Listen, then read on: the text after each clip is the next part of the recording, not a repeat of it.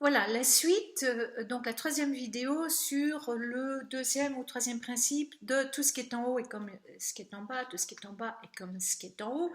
Et dans la toute première vidéo que je vous avais faite, je vous disais qu'il y avait trois grands plans dans cette histoire de en haut et en bas et en bas et en haut. Le grand plan physique, le grand plan mental et le grand plan spirituel qui chacun ont des sous-plans. Alors, celui que j'ai compris le moins, dont je vous ai fait la vidéo hier, c'est le grand plan mental. J'y reviendrai probablement. Je rappelle que si je fais ces vidéos, c'est pas du tout pour vous apprendre quoi que ce soit, c'est pour vous encourager à faire comme moi, de lire ces livres et à essayer d'en comprendre quelque chose et de le partager. Et je n'attends que ça, c'est vos critiques, vos remarques, si vous avez lu le livre ou même dans ce que je dis dans ces vidéos aussi. Ces vidéos servent à m'apprendre à aller plus profondément en moi, à chercher de mieux en mieux la compréhension intuitive en passant par l'intellect, la réflexion. Parfois, ça permet intuitivement de recevoir des réponses ou parfois, c'est l'intuition qu'il faut réussir à mettre en mots. Nous ne sommes pas encore télépathes. Le jour où nous serons, plouf, tout ça sera plus qu'un jeu. Donc, aujourd'hui, je vais vous parler du grand plan spirituel, que je comprends beaucoup mieux. Donc le grand plan spirituel a ses 7 sous-plans et ces 7 et eux-mêmes leurs 7 sous-divisions. Et de façon générale, d'abord avant de vous parler de chacun des 7 sous-plans du grand plan spirituel, je vais vous donner une petite définition générale en vous lisant ce que j'ai écrit sur le sujet.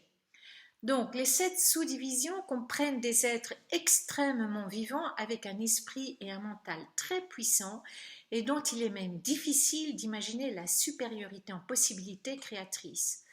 La vie de ces êtres surpasse tellement la nôtre que nous ne pouvons que supposer pauvrement les détails de cette vie-là.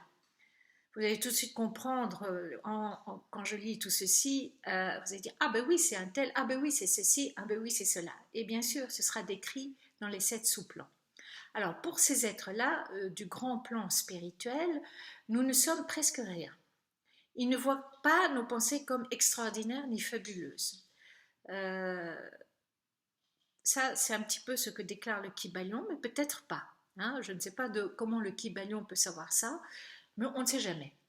Elles leur sont carrément pauvres, mais je dois avouer que nous sommes pauvres. Nous ignorons complètement notre pouvoir mental, nous ignorons complètement ce lien intrinsèque, complètement fusionné en nous de cette part divine qu'on appelle le tout.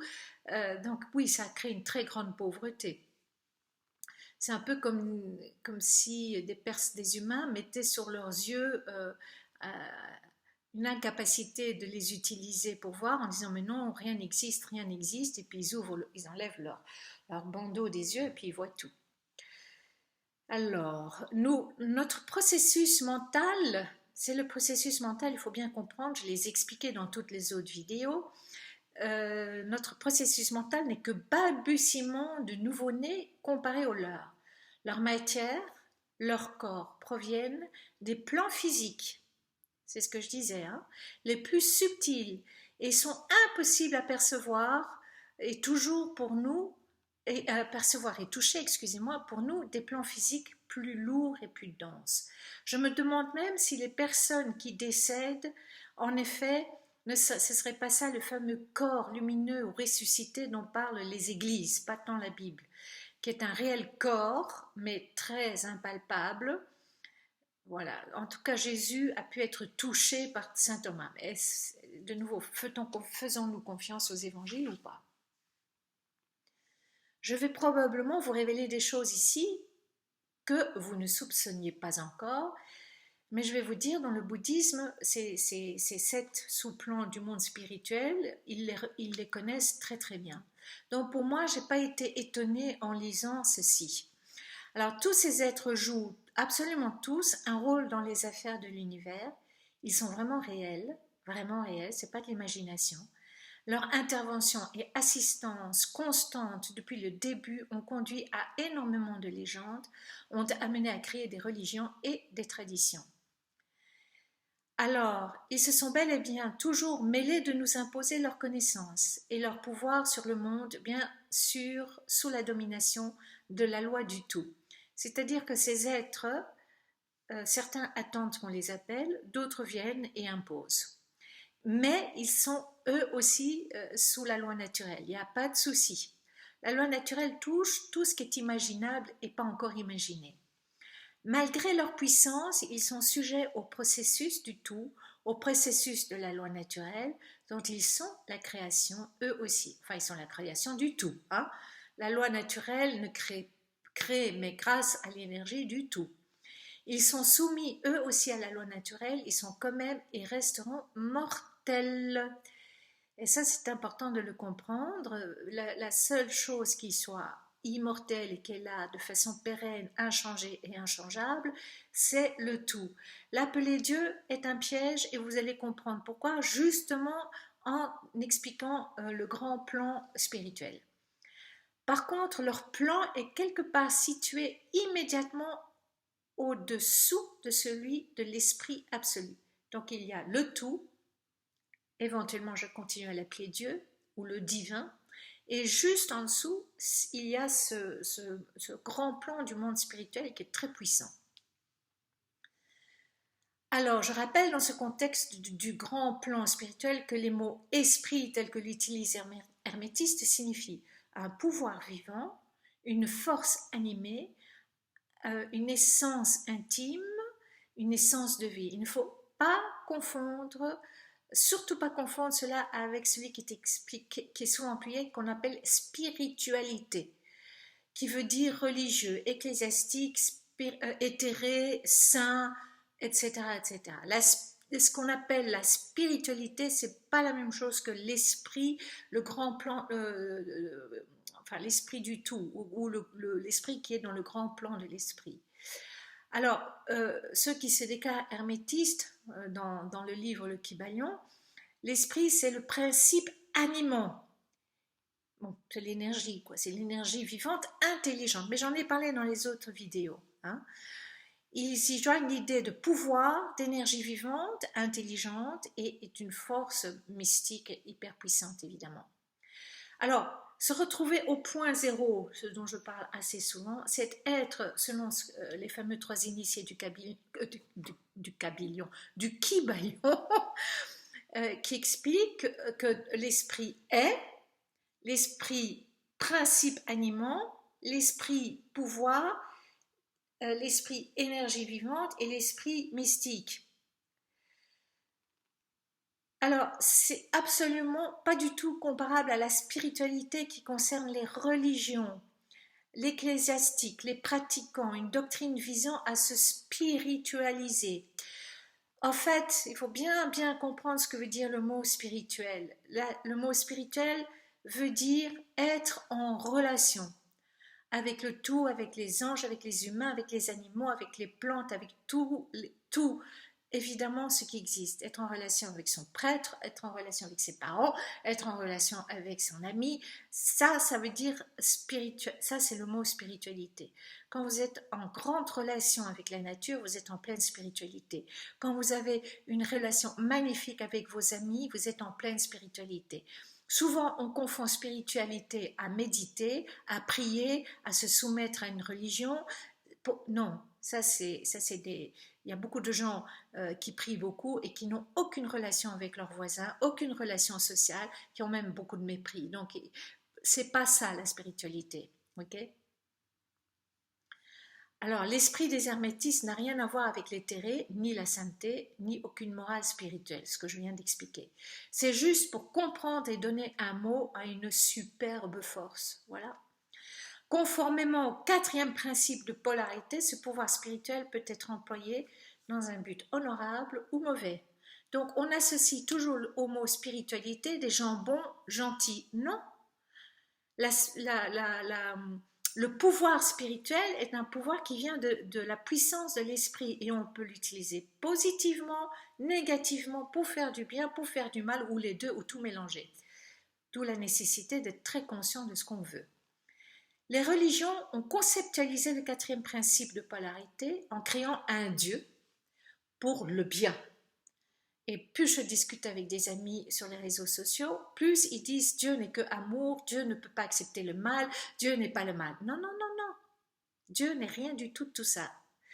L'esprit est, ok? Donc je répète ce que je viens de dire. Les religions ont conceptualisé le quatrième principe de polarité, c'est-à-dire que toute chose est son contraire, en créant un Dieu pour le bien et en disant qu'il n'y a que ça qui existe. Ok? Et donc, automatiquement apparaît l'autre polarité, Satan ou Belzébuth ou le diable ou le Lucifer. C'est comme ça. Si on crée un Dieu qui ne pense qu'au bien, sachez que systématiquement, par cette loi naturelle, c'est biologique, si je pouvais dire, se crée l'opposé, systématiquement.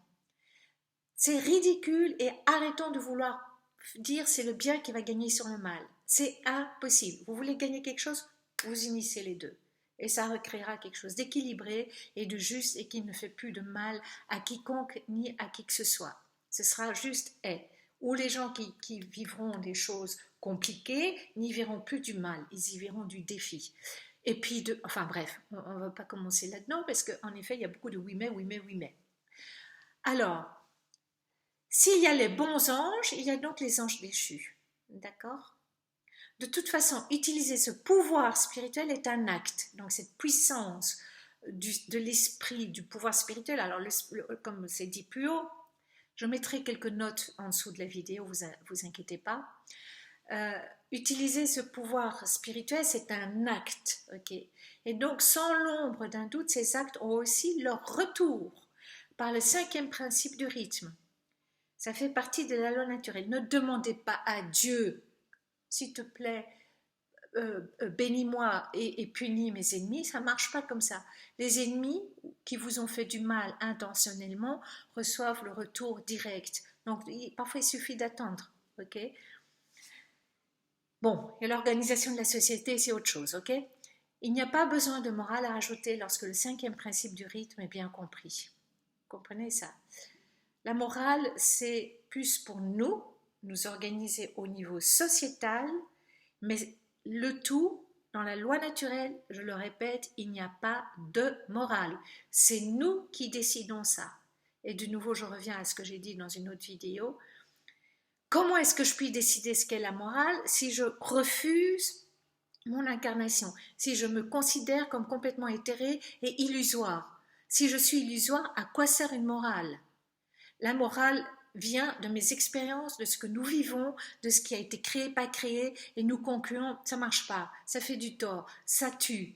Vous comprenez, la morale est complètement liée à l'ego. On ne peut pas nier l'ego parce que l'ego, j'avais une grande discussion en Savoie, elle va s'entendre si elle écoute la vidéo, entre observateur et témoin. J'ai été chercher un petit peu dans l'étymologie et je pense que le mot témoin est plus adéquat qu'observateur en effet. Donc l'ego est témoin, témoin de ce qui s'est passé, de ce qui ne s'est pas passé, mais il doit rester témoin. Il ne doit pas donner son avis, il ne doit pas donner, voilà, vous comprenez, mais il faut cet ego, il faut ce témoin qui voit, qui observe aussi. Le témoin observe, on va dire comme ça. Ce qui se passe, ce qui ne fonctionne pas, pour vivre ensemble de façon harmonieuse, heureuse et dans la paix. Et l'amour, ça c'est une autre affaire. Arrêtons de parler de l'amour, on n'y connaît rien. Mais faisons ce qu'on peut, d'après ce qu'on croit connaître de l'amour. Alors, c'est en fait, donc je relis la dernière phrase, il n'y a pas besoin de morale à rajouter lorsque le cinquième principe du rythme est bien compris. C'est en fait suivre le chemin des anges déchus. Ils ont utilisé leur pouvoir spirituel pour leur propre compte égoïste, pour dominer, pour manipuler. En prenant le mot spiritualité, ils ne l'ont pas fait pour être en relation avec le tout et tout ce qui est vivant qui existe. Cette utilisation du pouvoir de l'esprit, de ce pouvoir spirituel qu'ils appellent spiritualité, et souvenez-vous que ce n'est pas la même chose, sans honorable but, crée une perte dans l'équilibre spirituel. En fait, utiliser ce pouvoir spirituel qui est partout en nous, dans le balancier ou dans une balance comme ça, hein, on peut faire la balance comme ça, mais on peut aussi faire la balance comme ça. Ça alourdit, ça alourdit, ça alourdit, et donc ça crée une chute. C'est de là que vient le nom je ne sais pas si vous avez vu, on va faire, donc c'est la balance, ça alourdit, là ça monte, et puis ça crée ce qu'on appelle les anges déchus. Oui, parce que dans la lourdeur de leurs intentions, ils sont de plus en plus en chute. Où est-ce que j'étais? Voilà. Donc maintenant, je vous ai donné de façon générale un peu ce qu'était le grand plan spirituel. Et je vais commencer par les 7 sous-plans en commençant par le plus haut et en arrivant au plus bas. Mais c'est pas haut et bas en qualité, c'est en, je dirais, en vibration. Ok? Donc, il y a le plan des dieux. Eh bien oui, eh bien ça, dans le bouddhisme tibétain et beaucoup d'autres religions, ils ont absolument conscience qu'il y a le plan des dieux. Et je vais vous lire de nouveau et peut-être commenter. Donc, le plan des dieux, leur intelligence et leur pouvoir se rapprochent beaucoup des facultés que les races humaines attribuent à leur conception de la divinité.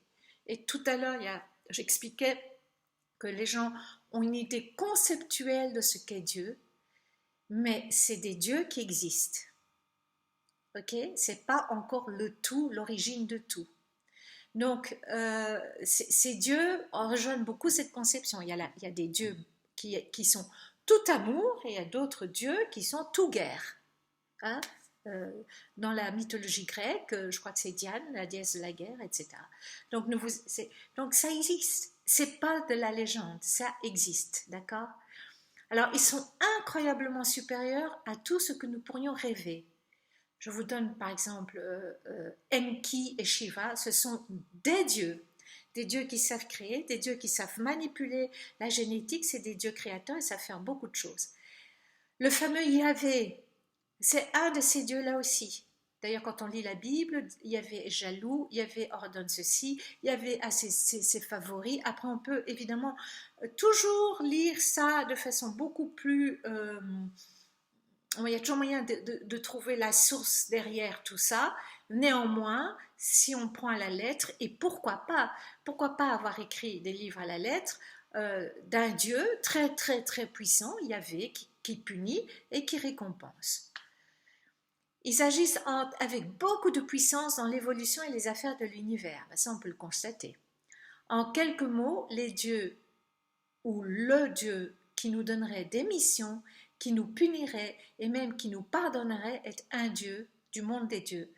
Ce sont des dieux de ce plan-là. Okay? Ils sont capables d'amour, mais aussi de haine et ils sont aussi soumis, eux aussi sont soumis aux lois naturelles et donc au 4e principe des opposés. Il y a une chose qu'il faut savoir, ils ne sont pas immortels. Ils sont mortels. Mais ils ont un cycle de vie énorme. Okay? Puis il y a le plan des demi-dieux. Ceux-là, on les trouve beaucoup dans l'iconographie bouddhiste ou grecque. C'est mariage de voilà.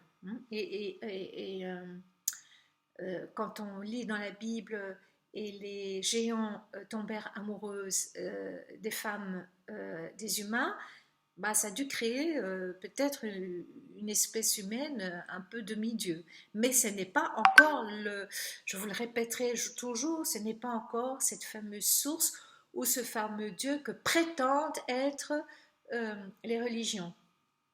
Tant qu'il y a une punition, tant qu'il y a Dieu n'est que amour, ça ne va pas.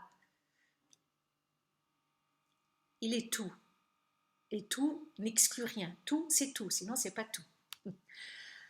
Le plan des archanges, pas compliqué. Uriel, Raphaël, Raguel ou Raguel, Michel, Sariel, Gabriel, Rémiel ou Ramiel. Okay? Puis il y a le plan des anges, le plan des maîtres ascensionnés, oui, il y en a. Le plan des adeptes, c'est-à-dire,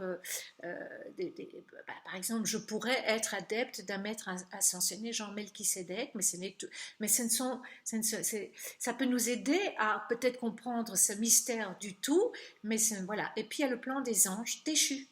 Alors, vous voyez bien que le plan des adeptes est quand même en énergie plus subtile et plus vibrant que les plans des anges déchus. Alors probablement qu'actuellement, ce qui se passe ici, ce qu'on appelle le deep state, et on n'arrive pas à savoir qui sont là derrière, ben, il y a peut-être des anges déchus. Hein, voilà. Donc voilà. Alors les 7 principes de la loi naturelle, évidemment, se manifestent sur tous les plans et leurs sous-plans. Tout, absolument tout est soumis aux 7 principes de la loi naturelle. Voilà, alors je ne sais pas si j'ai été très longue, à quand même 20 minutes, et j'espère vous avoir ben, peut-être passionné. À bientôt et bonne journée.